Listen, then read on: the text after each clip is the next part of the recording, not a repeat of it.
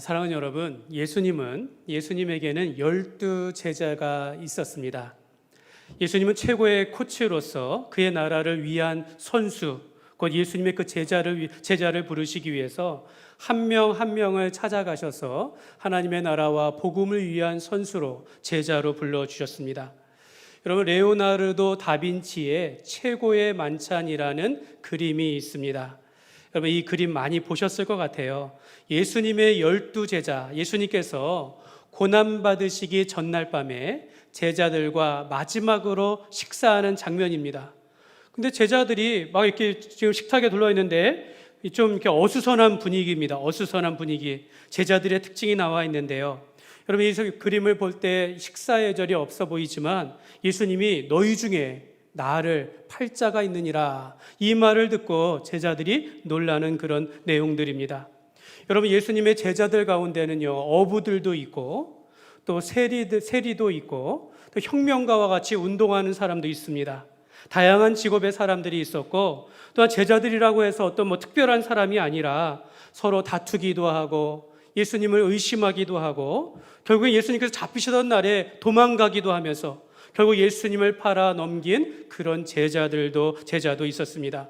그러니까 이렇게 본다면 예수님의 12제자라고 해서 제자들 한 사람 한 사람이 잘나서 뭔가 내세울 것이 있어서 뽑힌 것이 아니라 바로 최고의 코치 되신 그 예수님께서 한 사람 한 사람을 불러주셨기 때문에 예수님의 참된 제자가 된 것입니다.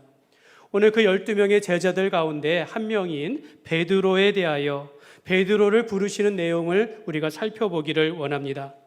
예수님은 베드로의 인생에 있어서 어쩌면 그 최고의 사람, 최고의 만남, 최고의 코치가 되어셔서 베드로를 불러주시고 베드로를 가르치시고 또 베드로의 길을 인도하여 주셨습니다. 여러분, 코치가 무엇입니까? 선수들을 지도하고 훈련시키는 지도자를 말하는 겁니다. 여러분, 어떤 코치가 최고의 코치일까요?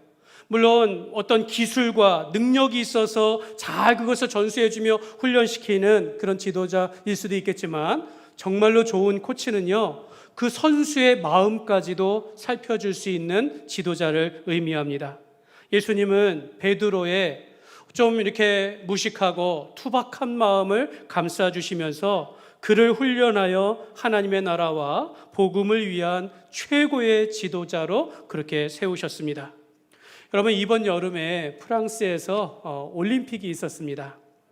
여러분, 우리나라가 13개의 금메달을 땄어요. 그러니까 예전에는 금메달의 숫자를 가지고 순위를 매겼는데 우리나라가 종합 8위에 올랐는데, 사실 요즘에는 메달 수를 가지고 이렇게 하기도 하고 메달이 중요합니까? 라고 하면서 그렇게 이야기하지만, 아무튼 여러분, 금메달이 아니어도 국가를 대표해 가지고 경기에 나가서 그 일을 했다는 것만 해도 얼마나 우리가 박수치고 칭찬할 만한 그런 일들이다라고 생각할 수 있겠습니다. 여러분, 우리가 우리나라에 있다가 외국에 나가면 여러분, 우리가 국가대표가 되는 겁니다. 우리나라 대표의 사람이 되는 거예요. 그래서 어느 나라 가서든 우리의 말과 행동을 통하여 우리나라가 더 인기가 있고 더 유명해질 수 있다라는 것입니다. 여러분, 오늘 우리가 예배를 잘 드리고 나가서 밖에 나가면 우리가 하나님 나라의 대표 선수가 되는 겁니다. 우리가 하는 말과 행동을 통해서 예수님께서 영광을 받느냐 아니면 예수님께서 욕먹느냐, 이렇게 되어지는 것이죠. 여러분, 이번 파리 올림픽에서 금메달이 아니지만 동메달을 16년 만에 딴 그런 선수들이 있는데요, 여자 탁구 단체전입니다. 여자 탁구 단체전에 그 선수들이 누구였냐면 우리가 잘 아는 신유빈 선수랑 전지희 선수랑 그 다음에 이은혜 선수가 있었는데, 단체전에 나가서 독일을 꺾고 동메달을 땄습니다. 근데 이 세 명의 사람이 다 크리스찬이더라고요. 그리스도인입니다. 여러분, 하나님 앞에 기도하면서 경기를 하기 전에 저기에 보면 뒷모습에 있는 이은혜 선수가 기도를 인도하면서 그렇게 독일의 그 경기를 참여했다라고 이야기합니다. 그래서 우리 이 선수 3명 가운데 1명을 소개하는데 바로 이은혜 선수예요. 이은혜 선수. 가운데 있는 선수가 이은혜 선수입니다. 다 밝은 모습으로 있는데요. 여러분, 이 가운데 있는 이은혜 선수는요, 원래는 중국 사람입니다. 중국 내몽골 출신이라고 하는데, 이 사람이 우리나라의 사랑의 교회 이충희 목사님이 입양되어 가지고 우리나라 국적을 얻어 가지고 국가대표 선발전에 나가서 그렇게 해서 결국 거기서 우승을 해 가지고 국가대표가 되었고 이번에 동메달을 따게 되었습니다. 그런데 여러분, 이은혜 선수가 이렇게 올림픽에 동메달을 따기까지, 이 국가대표가 되면서 되기까지 그에게 코치가 있었는데요. 그가 누구였냐면 1988년 서울올림픽에서 그 여자 대표 선수로 해서 금메달을 딴 양영자 선수였습니다. 양영자 선수는 그 이후에 금메달을 딴 이후에 이영철이라는 몽골 선교사님과 결혼하여 가지고 그 두 분이 몽골에 나가서 선교를 하다가 거기서 탁구 선교를 하는 중에 이 이은혜 선수를 만나게 된 거예요. 그리고 이은혜 선수가 한국에 나가서 계속 경기를 하고 싶은 것을 알고 연결하여서 한 목사님이 2년에 걸쳐서 이은혜 선수를 입양한 후에 그래가지고 탁구 선수를 키워서 국가대표가 되어서 올림픽에 나가서 메달을 따게 된 것입니다.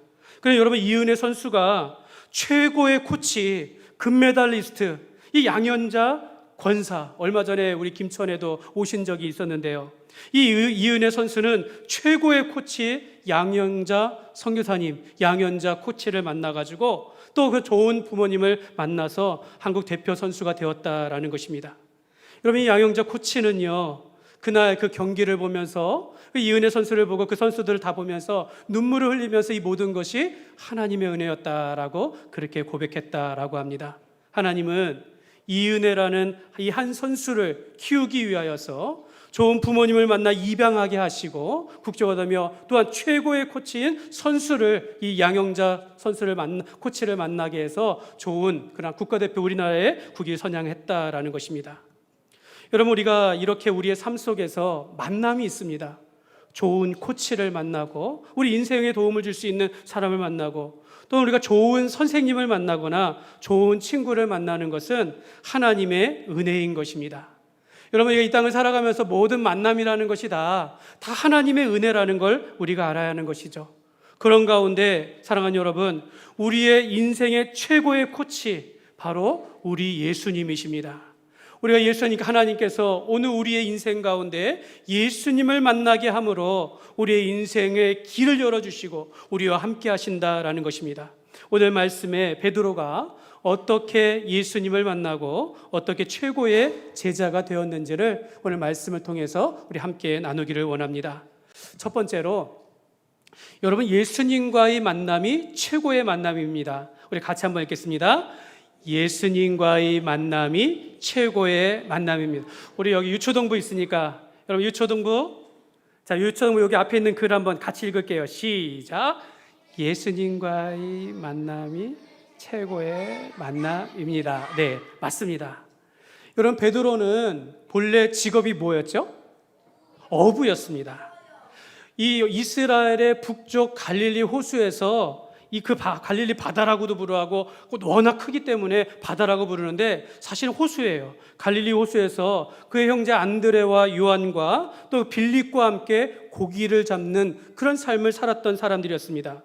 여러분, 유대인들은요, 이 갈릴리 출신의 사람들에 대하여 이게 좀 편견을 가지고 있어요.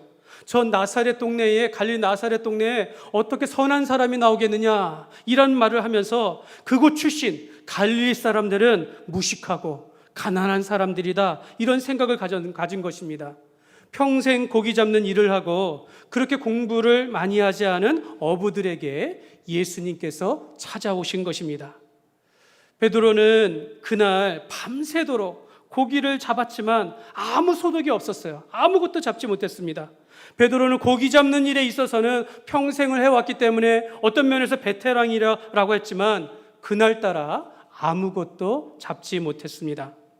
여러분, 어부들에게 있어서 어느 날은 고기를 많이 잡을 때도 있고 잡지 못하는 때도, 그런 때도 있는 것이죠. 그런데 그날따라 밤새도록 수고하였지만 이 베드로와 함께 있는 어부들이 그날따라 유난히 아무것도 잡지 못한 겁니다. 그래서 이제 날이 새가지고 이제 그물을 씻고 이제 배를 정리하여 이제 집에 가려고 하는 바로 그때 예수님께서 그 많은 배들 가운데 베드로의 배 위에 올라오신 것입니다. 오늘 3절 말씀을 보면 3절 말씀 같이 읽겠습니다. 예수께서 한 배에 오르시니 그 배는 시몬의 배라. 육지에서 조금 떼기를 청하시고 앉으사 배에서 무리를 가르치시더니, 여러분 누구의 배에 올랐습니까? 거기에 보니까 시몬의 배라고 말합니다. 여러분 시몬이라는 것은 베드로의 다른 이름이에요. 여러분 당시 이스라엘은요 여러 가지 언어를 사용했어요. 하나는 히브리어를 사용하고 또 하나는 당시에 헬라 문화의 영향을 받아서 헬라어를 사용하고 보통 일반 사람들은 아람어를 사용했습니다. 여러분 이 시몬이라는 것은 히브리식 이름이에요. 그리고 이 게바라는 것은 이 아람의 언어인데 그 뜻이 바로 베드로, 헬라식으로 베드로가 되는 것입니다. 그래서 오늘 말씀에 베드로라, 예수님이 명명한 베드로라라고 하는데 예수님께서 이 베드로의 배에 오르셨다라는 것입니다. 예수님은 베드로의 배 위에 올라가서 베드로에게 이 배를 조금 띄워달라고 했어요. 그리고 자기를 쫓아온 많은 사람들에게 하나님의 나라와 천국 복음에 대하여 가르치셨습니다. 한번 질문해 볼게요. 예수님께서 배 위에 올라가지고 바닷가에 있는 많은 사람들에게 말씀을 가르쳤을 때 누가 제일 가까이에서 예수님의 말씀을 들었을까요? 네, 베드로예요. 왜 그럴까요? 베드로의 배 위에 섰기 때문에 그런 거예요. 베드로의 배 위에서 아직 베드 사람들을 향하여 예수님께서 하나님 나라의 말씀들을 가르쳤습니다. 그리고 나서 하나님의 말씀을 마치시고 베드로를 부르시면서 말하는 겁니다. 내가 깊은 데로 가서 그물을 내려 고기를 잡으라. 예수님은 베드로를 알고 계셨습니다. 예수님은 베드로를 알고 베드로의 배로 찾아오신 것입니다. 예수님께서 베드로를 부르신 것을 보면 예수님은 이미 베드로를 알고 계셨고 베드로를 찾아왔기 때문에 베드로가 예수님을 만난 것은요 우연이 아니라 예수님이 이미 그를 아시고 찾아오신 것입니다. 여러분 베드로가 예수님을 찾은 것이 아니라 베드로가 예수님을 만난 것이 아니라 예수님이 베드로를 만나주신 것입니다. 여러분 마찬가지로 오늘 우리가 어떻게 보면 어떤 사람은 내가 예수님을 찾아와서 온 것 같지만 내가 오늘 내 힘으로 하나님 앞에 예배하러 온 것 같지만 사실은 하나님께서 오늘 우리를 만나주시고 오늘 우리를 이 자리로 이끄신 줄 믿습니다. 여러분 세상에 많은 사람들 가운데 저와 여러분을 불러주신 겁니다. 세상에는 많은 사람들 가운데 오늘 우리를 택하셔서 우리가 예수 안에서 한 가족이 되도록 우리를 불러주신 것입니다. 그러므로 예수님이 베드로의 배에 오르시고 그를 만나주신 것처럼 예수님께서 오늘 우리를 찾아오셔서 만나주셨음을 우리가 깨달아 감사하며 하나님 앞에 영광 돌리는 삶이 되시기를 주님의 이름으로 축복합니다. 두 번째로 여러분 예수님께 순종하는 것이 최고의 순종입니다. 우리 같이 읽겠습니다. 예수님께 순종하는 것이 최고의 순종입니다. 여러분 예수님이 베드로의 배 위에서 사람들을 가르치시고는 베드로에게 이제 말해요. 내가 깊은 데로 가서 배를 끌고 깊은 데로 가서 그물을 내려 고기를 잡으라 라고 했습니다. 여러분 보통 다른 어부라면 아마도 그날 밤새도록 고기를 잡았는데 호탕을 쳤기 때문에 또 지금 매우 지쳐서 힘들었기 때문에 예수님이 깊은 데로 가서 그물 던져 고기를 잡으라고 했을 때 아마 거절했을 것 같아요. 예수님이 이 배의 주인도 아닌데 선장인 나에게 이걸 이래라 저래라 했을 때 대부분의 사람들은 거절할 수 있습니다. 그런데 그날따라 이것이 상식에도 맞지 않고 내가 너무 지금 힘들었고 거절하는 것이 마땅한 것 같은데 이게 웬일입니까? 베드로가 예수님의 말씀을 듣고 그대로 했다라는 것입니다. 여러분 5절 말씀 보시면요 5절 말씀 같이 읽겠습니다. 시몬이 대답하여 이르되 선생님 우리들이 밤이 새도록 수고하였으되 잡은 것이 없지만은 말씀에 의지하여 내가 그물을 내리리이다 하고 베드로는 이미 이전에 예수님을 만난 적이 있어요. 자기 형제 안드레가 예수님을 만나고 자기를 예수님께 소개한 적이 있습니다. 지나가면서 예수님을 만난 적이 있지만 오늘 자기의 배에 오르시면서 하나님의 말씀을 들었을 때 아마 베드로는 옆에서 그날 밤에 너무 힘들었을 때 예수님의 말씀을 들으면서 많은 은혜를 받고 위로를 받았던 것 같습니다. 예수님께서 깊은 데로 가서 금을 내려 고기를 잡으라고 했을 때 그 말씀을 따랐기 때문입니다. 베드로는 힘들지만 말하기를, 주님, 선생님, 우리가 밤이 새도록 수고해서 아무것도 잡지 못했으나 그러나 주님의 말씀에 의지하여 내가 그물을 내리리이다 라고 하면서 그물을 내리게 된 것입니다. 사랑하는 여러분, 예수님의 말씀을 듣고 내가 그 말씀을 따라서 순종하면 여러분, 우리 인생의 최고의 순종을 보는 것입니다. 하나님이 이런 말씀하셨어요. 너희가 순종이 제사보다 낫고 듣는 것이 수양의 기름보다 낫다라고 말합니다. 여러분, 우리가 아무리 많은 일을 하고 아무리 좋은 일을 해도 하나님 말씀 듣지 않으면 아무 소용이 없다라는 겁니다. 하나님의 말씀을 따라 살아가지 아니하면 그 인생이 의미가 없다라는 거죠. 근데 많은 사람들이 오늘날 자기 생각에 옳은 대로 행하고 자기가 하고 싶은 대로 욕심 부리며 살아간다라는 것입니다. 여러분, 예수 믿는 사람이라고 하면서 내가 교회 다닌다라고 그렇게 말을 하면서도 실제로는 주님의 말씀을 듣지 아니하고 순종하지 않고 살아가는 사람들이 많이 있다라는 것입니다. 예수님은 주님의 말씀을 듣고 행하는 자라야 복이 있는 자라고 말씀하셨습니다. 반석 위에 지은 집은 주님의 말씀을 따라 살아가는 사람이다라고 말씀하셨습니다. 베드로의 인생에 찾아오신 예수님, 그 결정적인 순간에 베드로는 주님의 말씀에 순종하였습니다. 사랑하는 여러분, 우리가 부모님의 말씀을 듣기도 하고 또한 선생님의 말씀을 듣기도 하며 또 친구의 말을 듣기도 합니다. 그러나 내 인생 가운데 찾아오신 이 예수님의 말씀을 듣고 순종하는 것이 내 인생의 최고의 순종이며 최고의 복된 삶이라는 것을 믿으시기를 바랍니다. 여러분, 그 동화 중에 청개구리 이야기 아시나요? 청개구리 이야기? 네, 청개구리. 이 그림을 보면요, 청개구리가 있어요. 이 청개구리는 엄마의 말을 듣지 아니하고 모든 말할 때마다 반대로 행하는 청개구리였어요. 야, 일로 가라. 나 일로 가는 거예요. 일로 가는 거예요. 절로 가라. 그러면 또 일로 가. 반대말을 하는 거예요. 그런데 엄마가 병들어서 죽게 되었어요. 엄마가 마지막으로 이 청개구리에게 아들에게 얘기하는 거예요. 내가 죽거든 강가에 나를 묻어달라. 왜 이런 말이에요? 아마 내가 이렇게 말하면 이 청개구리가 산에 나를 묻어주겠지 하면서 마지막으로 유언으로 내가 죽거든 강가에 묻어달라. 근데 이 청개구리가 어머니가 죽게 되자 내가 지난날 어머니의 말씀을 듣지 않은 것을 후회하면서 내가 마지막으로 내가 엄마의 말을 들으리라 라고 하면서 강가에 엄마를 묻은 거예요.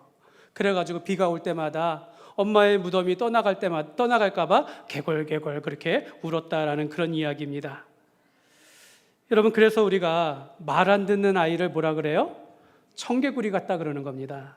말 안 듣는 아이를 청개구리 같다라는 거죠. 여러분, 우리가 청개구리처럼 하나님의 말씀을 듣지 않거나 거꾸로 듣거나 자기 고집대로 행하는 사람이 되면 안 된다라는 것입니다. 근데 요즘에는 청개구리 이야기를 하면서 사람이 이렇게 좀 개성이 있어야 한다라는 거예요. 반대로도 생각하고 다양하게도 생각하면 창의적인 삶을 살아간다라고 이렇게 다르게도 이야기하지만 가장 중요한 것은요, 하나님의 말씀을 듣는 것입니다. 하나님은 저와 여러분에 대하여 하나님의 좋은 사람으로 우리가 불러주셔서 하나님의 말씀을 듣는 사람이 되게 하셨다라는 것입니다. 여러분, 우리가 내 생각대로 또는 내 경험보다 내 신념보다 이렇게 살아가면 안 된다라는 것입니다. 우리가 베드로와 같이 주의 말씀을 의지하며 순종하며 살아가는 하나님의 사람이 되어야 될 줄 믿습니다. 여러분, 순종이라는 것은요, 하늘의 문을, 축복의 문을 여는 열쇠와 같다라고 말합니다.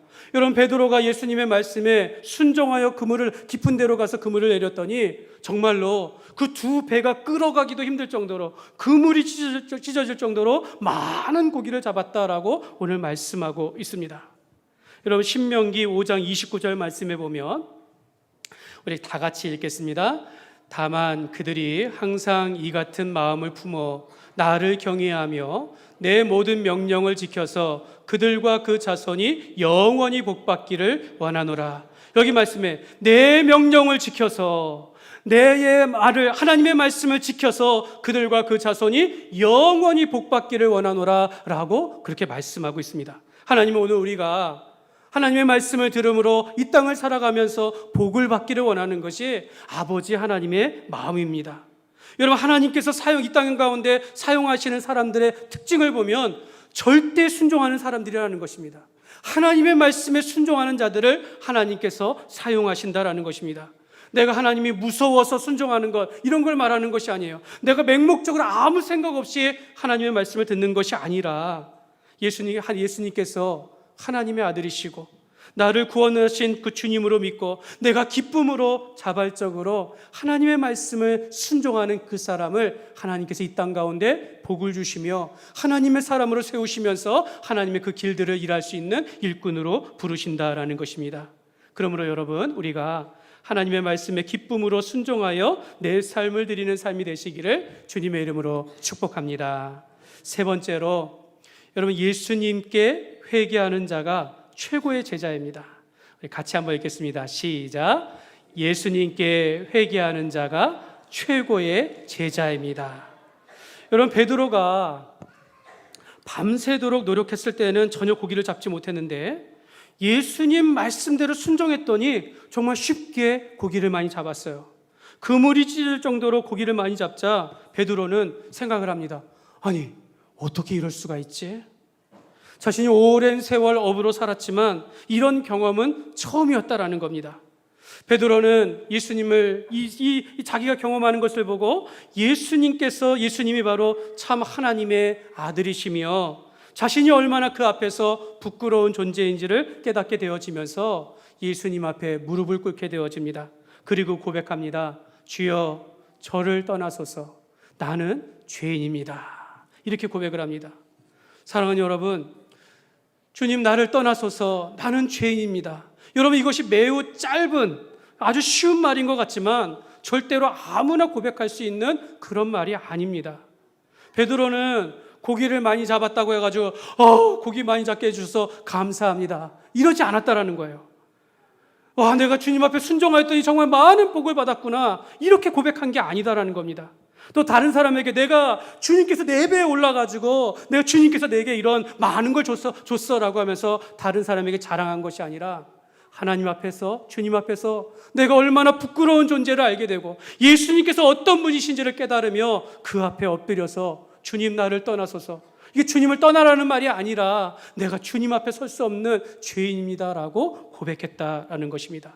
사랑하는 여러분, 사람이 예수님을 온전히 만나면요, 공통적인 변화가 있습니다. 자기 자신이 얼마나 죄인이었는지를 깨닫게 되는 것입니다. 나는 아무것도 아닙니다. 나는 죄인입니다. 여러분, 이런 고백을 하게 된다는, 사도 바울처럼 나는 죄인 중에 괴수입니다 라고 고백하게 되는 것입니다. 여러분, 이는요, 우리가 하나님 앞에서 우리의 모든 죄에 대하여 깨닫고 하나님 앞에 회개하는 모습이 되는 것입니다. 다윗도 하나님 앞에서 큰 죄를 지었을 때 하나님께서 원하시는 것은 그 어떤 재물도 아니고 그 어떤 공로도 아니고 하나님 앞에 나와 회개하는 것이다라는 것을 알게 되었습니다. 시편 51편 17절에 보면 우리말 성경으로 이렇게 말씀합니다. 같이 읽겠습니다. 하나님께서 바라시는 제사는 상처받은 영혼입니다. 오 하나님이여, 주께서는 상처받고 뉘우치는 마음을 외면하지 않으십니다. 내 마음에 하나님의 말씀으로 인하여 깊은 아픔을 가지면서 하나님 앞에 뉘우친다라는 겁니다. 내 삶에 대해 하나님 앞에 내가 아무것도 아닌 존재임을 알게 되어지면서 주님을 내 마음의 구세주로, 내 마음의 주님으로 영접하게 되어지는 것입니다. 사랑하는 여러분, 한번 따라하겠습니다. 예수님, 나는 죄인입니다. 나의 죄를 용서하여 주옵소서. 여러분, 성경에 보면 이러한 고백은요, 성령님이 아니고서는, 믿음이 아니고서는 고백할 수 없다라고 말합니다.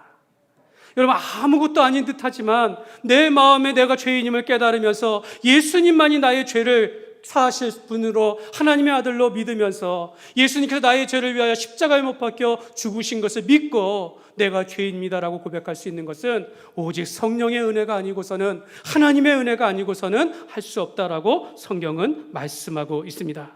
그러므로 여러분, 우리는요, 구원받은 죄인이다라는 걸 깨달아야 합니다. 내가 예수님의 은혜 가운데 구원받은 죄인이었음을 우리가 깨달으면서 우리가 예수님의 십자가의 보혈로 죄 씻음 받았음을 날마다 감사하며 살아가시기를 주님의 이름으로 축복합니다. 말씀을 맺겠습니다. 사랑하는 여러분, 베드로는 예수님을 만나 그 인생이 변화되었습니다.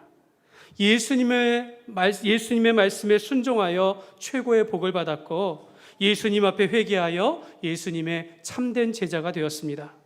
저는 여기 계신 모든 분들이 이 땅을 살아가면서 좋은 사람들 많이 만나기를 원합니다. 좋은 동역자, 여러분의 삶에 유익이 되는 많은 사람들을 만나지만 여러분, 우리 인생 가운데 최고의 만남은 나의 구원자 되시고 내 인생을 코치하시는 바로 예수님과의 만남인 줄 믿습니다. 우리 모두가 다 예수 믿고 구원받은 죄인임을 믿고 예수님이 우리 인생의 최고의 코치가 되셔서 우리가 주님의 몸된 교회와 하나님의 나라를 위한 선수로서 바로 예수님의 제자로 부름받았음을 믿고 우리가 하나님의 말씀에 순종하며 복된 삶을 살아가시기를 주님의 이름으로 축원합니다.